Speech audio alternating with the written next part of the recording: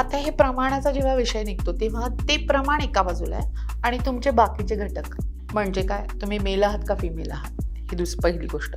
As a mail म्हणून तुमची body requirements वाढलेले असतात, बरोबर आहे. म्हणजे जर का तुम्हाला 2000 ते 2500 कॅलरीज लागतात, तर ॲज अ फिमेल म्हणून त्यांना ते 1800-2000 पर्यंत लागतात.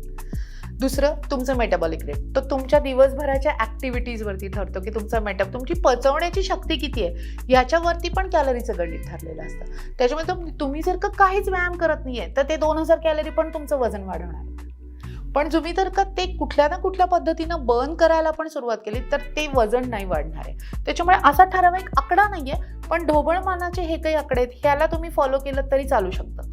ओके, मग तुम्ही जेव्हा कॅलरी डेफिसिट डाएट देता म्हणजे तुम्ही 1500च्या कॅलरीनी जेव्हा सुरू करता, पण त्या 1500च्या कॅलरीत तुम्ही जर का सॅलेडच जर का 500 ग्रॅम खाणार असाल म्हणजे पावशेर काकडीच तिथे घेतली, बाकीचे पोषण मूल्य हॅम्पर होतात.